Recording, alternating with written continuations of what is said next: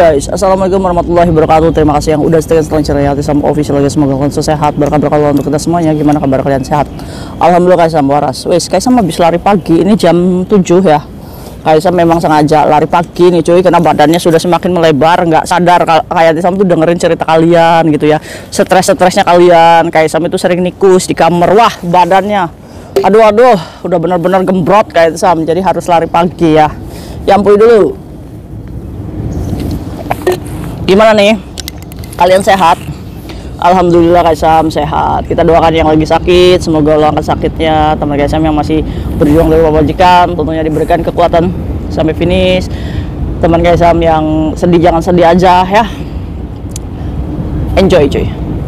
Aduh Kaisam juga lari pagi ini ada maksud dan tujuannya ya. Kemarin itu Kaisam itu mendengarkan satu kisah, di mana kisah ini mungkin bisa menjadikan motivasi untuk kita yang lagi sakit ya. Kan kadang ya cuy, kita sakit ini takut ya untuk jujur sama majikan. Takut kalau kita itu diterminate gimana ya kan.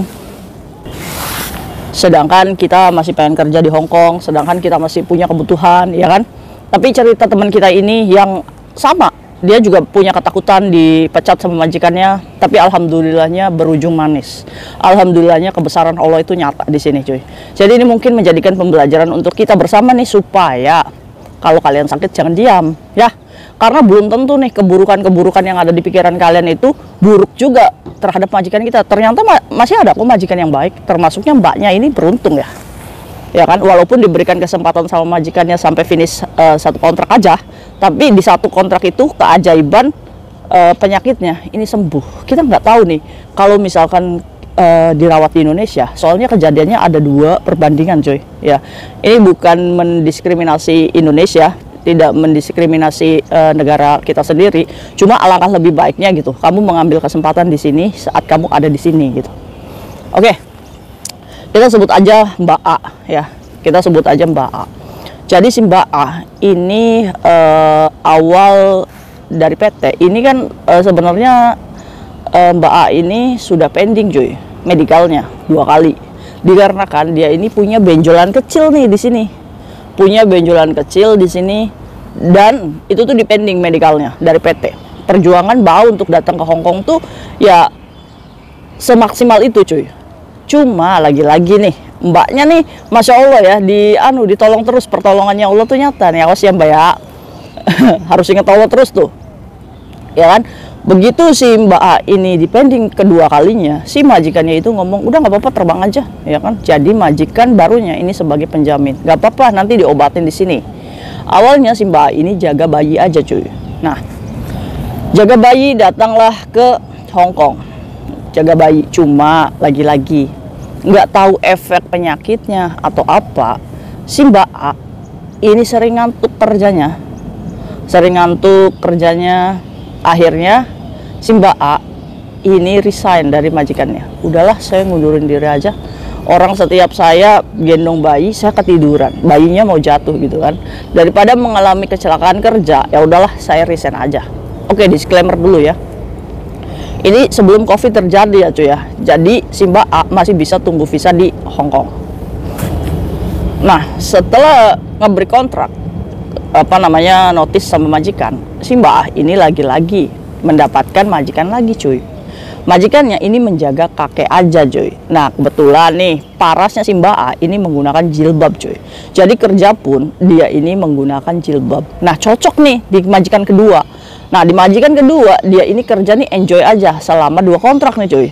Nah, seketika itu, sewaktu itu majikan yang meminta satu permintaan aja saat makan malam keluarga besarnya, dan itu majikannya ngomong, itu udah orang tua-tua semua kok Cece, boleh nggak sih kamu itu lepas hijab dulu untuk menghormati saya ya kan. Pikir si Mbak A, ya sudahlah, toh juga orang tua semua ibaratnya kan.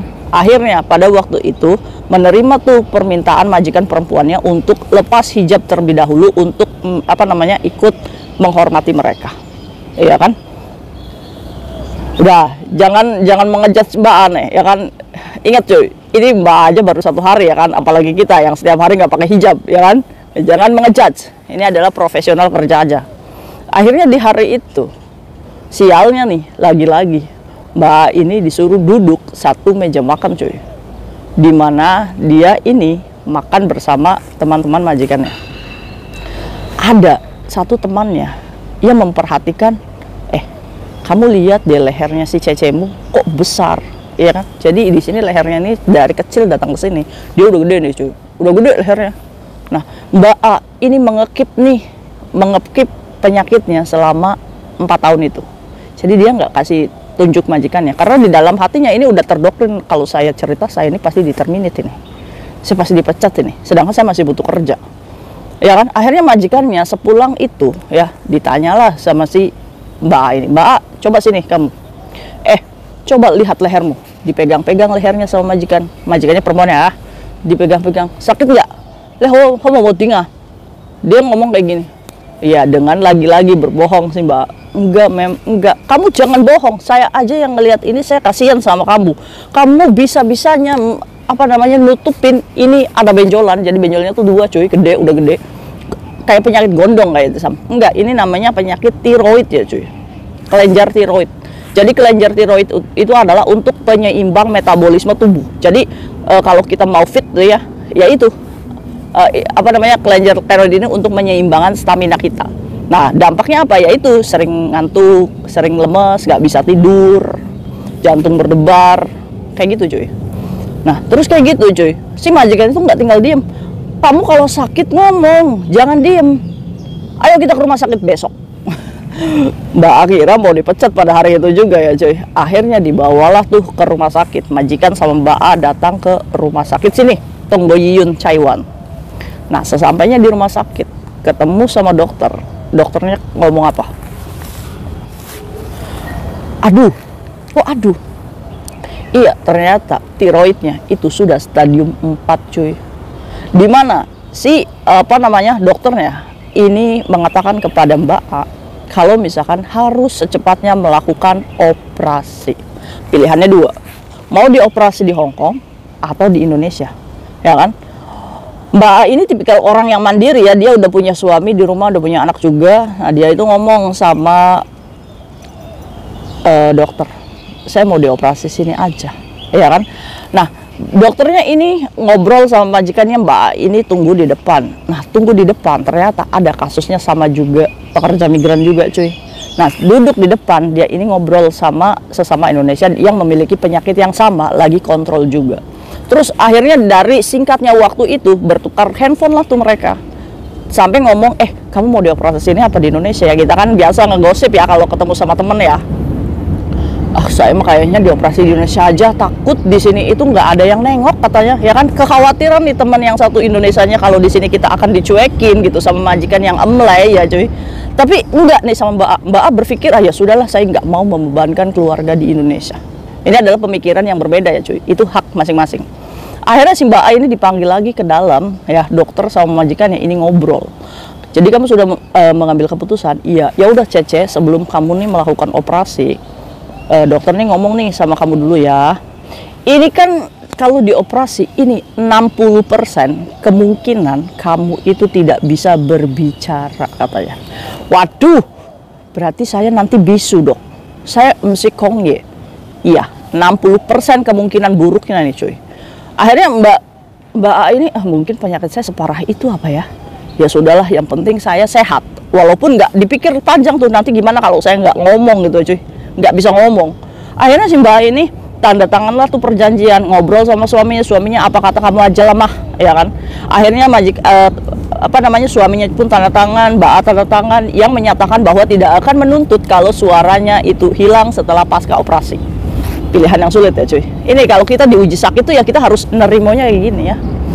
Akhirnya dokter itu temennya yang dari Indonesia tuh udah pulang, katanya dia mau operasi di Indonesia aja cuy.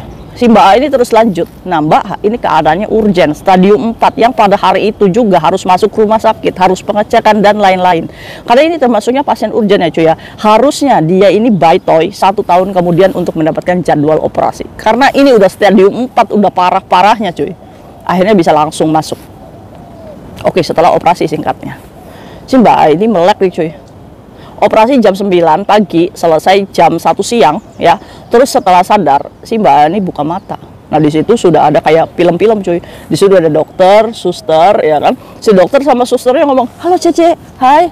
halo Cice, hai, ya kan, di matanya ya kan, si Mbak A ini dipelototin tuh para suster sama dokter. Terus pas buka mata, oh iya, saya di rumah sakit. Untung ingatannya masih ada ya cuy. Tenang, kita minum dulu. Nah, setelah itu, si mesti kong lekong chosan, lekong yat isam se, iya serius cuy. Suruh ngitung dia, ya kan. Saat dia buka mata, memang suaranya itu belum normal banget cuy, masih agak gitu cuy. Tapi ada suaranya, ngomong chosan gitu kan ya. Wah, seketika cuy, ruangan itu, dokter itu pada tos berhasil katanya. Jangan-jangan ini uji coba. Enggak. Nah, kan pasti ya dokter ini sudah mengupayakan semaksimal mungkin sampai apa namanya bisa ngomong, walaupun suaranya kayak cempe ya cuy. Tapi keluar. Tapi dokter itu bersyukur cuy, walaupun kita statusnya notabene domestic helper ya, itu berarti kan nggak main-main pengobatan di Hong Kong, bener nggak? Keluar suaranya. Dokter semuanya sujud syukur, sampai akhirnya majikannya itu kan dirawat. Nah, setelah dirawat 3 hari ini keluar rumah sakit, administrasinya dibayar itu cuma $220 Hong Kong aja. Itu cuma bayar kamarnya aja selama 3 hari cuy. 2 hari apa 3 hari gitu. Operasinya gratis kan? Gratis. Maka dari itu nih, buat kalian separah apapun kalian berobat di sini, kalian tercover. Ya kan, bahkan majikannya si Mbak A ini ngomong, udah Cece nggak apa-apa, kamu di sini sakit itu ada asuransi. Udah kamu nggak usah dipikirkan. Jadi si Mbak A ini diusingkan dulu nih kerjanya di rumah satunya untuk istirahat total 1 minggu, kemudian balik lagi ya, walaupun di sini di operasinya. Setelah itu ya balik lagi ya lancar lagi gitu kerjaan, ya kan? Ya majikannya bersyukur tuh. Alhamdulillah Mbak A-nya juga mendapatkan pengobatan. Oke, kita tarik ulur temannya Mbak A, gimana, apa kabar itu, ya kan? Dia juga masih berhubungan WhatsApp dan lain-lainnya sampai dia saya sudah dioperasi nih, ya kan? Dia memilih pulang. Tapi aneh kayak Isam, kok di punggungnya ini biru kayak Isam setelah melakukan operasi, ya kan? Terus jahitannya ini merembes. Ya ini nggak boleh ngejudge ya, negara kita sendiri mungkin udah takdir Allah seperti itu, ya kan? Ini hanya pilihan aja untuk kalian nih, ya kan? Mungkin udah takdirnya seperti ini ya cuy ya, kita kembalikan lagi, tidak boleh mengejat negara kita sendiri. Cuma kayak Isam hanya mewarning aja, selama kamu menjadi pekerja migran di sini, melakukan pengobatan di sini itu enak, ya itu aja. Tapi kalau misalkan kamu memilih ke Indonesia pun nggak apa-apa, kalau jalan sembuhnya melalui ke sana juga akan sembuh cuy. Nah, tapi nih setelah melakukan itu, temennya ini meninggal dunia dengan penyakit yang sama. Ini kan nambah bersyukur nih si Mbak. Masya Allah, Allahu Akbar, saya masih diberikan umur panjang, saya masih diberikan kesempatan. Ya terharu ya di situnya ya cuy ya. Majikan mau gitu kan. Nah, sampai finishnya kontrak, ini majikannya ini udah, Cece kita kontraknya sampai di sini aja. Walaupun nih diputus nih, maksudnya tapi dengan rekor finish. Sehingga si Mbak A ini masih bisa mencari majikan baru, ya kan? Nah, setelah finish kontrak si Mbak A ini mikir ya udahlah saya pulang dulu ke Indonesia 1 tahun. Setelah itu datang lagi ke sini, ya kan? Itu masih di backup sama majikan lamanya. Cece nanti kalau misalkan kamu ada di Hong Kong lagi, kita Fukjan ya Cece, kita cek kesehatan kamu. Ini majikan lamanya masih baik, masih bertanggung jawab gitu ya kan. Nah, di majikan baru sekarang ada di sini si Mbak A ini menjaga si Uce aja yang nggak menikah 65 tahun. Nah, benar juga. Saat si Mbak A libur, ini kan surat Fukjannya ini ditaruh di laci, ya kan? Fukjan ini kontrol aja ya. Nah, saat si Mbak A ini libur, ternyata si Uce-nya itu kepo. Masuk kamarnya si Mbak A, buka sorogan, nemuin surat Fukjan cuy. Tapi sebelum ditemukan surat Fukjan, si Mbak A ini sudah melakukan Fukjan bersama mantan majikannya dulu. Setelah itu dia cek, ya kan lamanya 1 tahun, itu masih kontrolnya masih continue cuy. Selama kamu punya diagnosa dokter dan hasil rekom medis di sini, itu kalian bisa Fukjan kapanpun untuk ngecek kesehatan kalian. Akhirnya setelah cek, itu udah fix, udah clear katanya cuy, udah bersih. Suaranya juga sudah normal lagi. Alhamdulillah, Allahu Akbar ya di sini ya. Nah, akhirnya si perjuangan si Mbak A ini masih bekerja dengan Suce ya. Untungnya Suce-nya juga mau pandai. Saat itu, kamu tuh pernah masuk rumah sakit ya di sini, kamu sakit ya. Terus, tapi saya sudah sembuh, mem, ya kan? Terus nanti kalau misalkan kamu mau Fukjan atau apa, kamu jangan ngumpet-ngumpet dari saya nggak suka kalau kamu kayak mencuri katanya. Kalau kamu mau Fukjan, kamu ngomong katanya. Alhamdulillah ya dia, nggak jadi dipecat tuh. Jadi intinya apa? Jadi dari ketakutan Mbak A, itu cuma hanya ketakutan dia sebagai manusia. Tapi jalan Allah itu selalu ada bagi mereka yang pengen sembuh. Ingat tuh, bagi mereka yang pengen sembuh, kalau kalian pengen sembuh, gak usah takut, buang semua pemikiran buruk ya.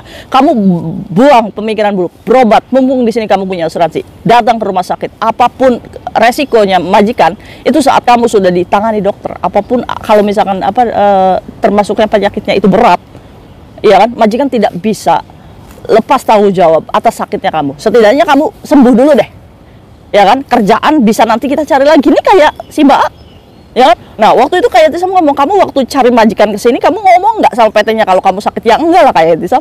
Nah kan, berarti kan pinter-pinter kitanya aja, ya kan? Ini buktinya loh Mbak A, berganti majikan 3 kali sampai dia sembuh. Masya Allah ya. Iya, nah yuk kita bahas apa sih tiroid. Tiroid ini ya, bengkak di sini. Nah, kata si dokternya, ini untuk mengecek penyakit tiroid ini gampang banget. Jadi kalian setiap pagi kalian bercermin, terus kalian minum air putih ya. Nah, kalian minum air putih di cermin, kalian teguk 11 kali. Teguk, teguk, teguk, teguk. Nah, nanti ini air putihnya, ini nelennya sesuai irama nggak? Atau nyanggrok dulu di sini gitu, coy. Kalau ada nyanggrok dulu di situ, nah, ya berarti itu tertahan sama tiroid. Tapi kalau misalkan kamu minum air putihnya lancar-lancar aja, ya aman gitu, ya kan?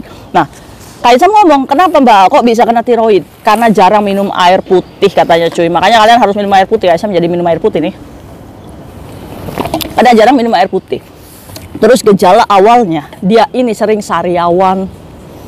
Sebulan sekali itu Kaisam saya sariawan. Sembuh di sini, muncul di sini. Muncul di sini. Oh berarti panas dalam ya. Ya kan, panas dalam ya cuy ya. Sama nggak sama getah bening? Beda kayak Tisam. Jadi situ tuh kayak modelnya kupu-kupu di sini. Benjolannya 2. Aduh, itu pas banget dengan pita suara. Makanya dokter itu ngomong 60% kemungkinan ini nggak bisa ngomong. Tapi ya Allah Akbar, ya kan, semua punya Allah, kita kembalikan sama Allah, ya kan. Iya, alhamdulillahirobbilalamin. Ya, semoga kisahnya Mbak ini menjadikan motivasi untuk kita untuk sembuh. Oke. Aduh, kira-kira ada nggak nih yang punya penyakit sama tiroid kayak Mbak A? Boleh berbagi pengalamannya di kolom komentar ya, supaya teman-teman kita ini lebih hati-hati. Buat kalian yang mau berobat di rumah sakit, ya boleh kalian datang ke rumah sakit pemerintah. Dimanapun tempat tinggal majikan kalian, kalian bawa KTP kalian daftar ke bagian administrasi, ngomong kalau misalkan saya mau si dokter ya. Nanti kamu dicek dulu apa penyakitnya. Kalau memang ternyata penyakit kamu berat, pasti akan ditangani. Oke? Mungkin itu aja sharing Kaisam hari ini. Jangan takut berapa biayanya. Itu biasanya kalian tuh bayarnya cuma bayar pertamanya aja ya cuy ya, 180. Nanti kalau misalkan memang ada operasi dan lain-lain, itu biasanya gratis. Kalian cuma bayar biaya kamarnya saja. Oke? Mungkin itu aja sharing Kaisam hari ini. Mungkin buat kalian yang merasa takut, jangan takut lagi ya. See you next video. Bye-bye. Assalamualaikum warahmatullahi wabarakatuh. Bye.